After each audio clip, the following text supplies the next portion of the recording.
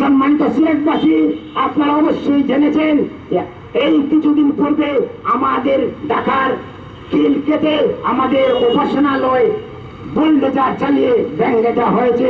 রাষ্ট্রীয় মদদে এভাবে বুলডোজার দিয়ে কোন ধর্মীয় প্রতিষ্ঠান ভেঙে দেওয়ার ইতিহাস বাংলাদেশে আমার মনে হয় প্রথমেই হয়েছে।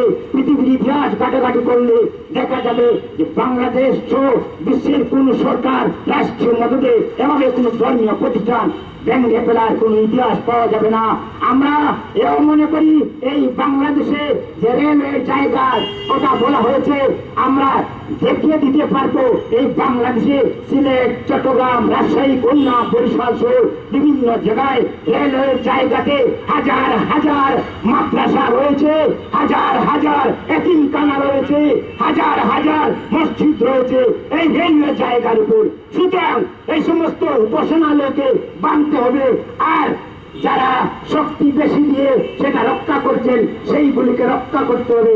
সুতরাং আমরা মনে করি ন্যায় বিচারের স্বার্থে আমাদের প্রতিমা যেভাবে ভেঙে দেওয়া হয়েছে তার প্রতিস্থাপন করার জন্য সরকারের প্রতি বিনম্র আহ্বান জানাচ্ছি, এবং আমরা মনে করি যদি করতে হয় তাহলে সারা বাংলাদেশের যেখানে যেখানে রেলওয়ের জায়গা রয়েছে সকল জায়গা যেন উন্মুক্ত করা হয়, সেখানে যেখানে যেখানে ধর্মীয় প্রতিষ্ঠান রয়েছে সকলগুলি যেন উন্মুক্ত করা হয়। তখন আমরা কিছুই বলবো না, কিছুই মনে করবো।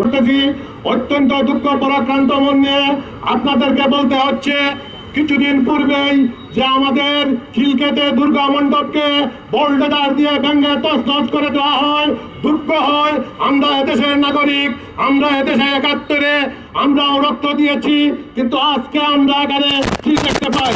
আজকে দেখতে পাই এই সরকারের চতুর্দিকে কিছু মৌলবাদী গোষ্ঠী ওদেরকে ঘিরে ফেলেছে।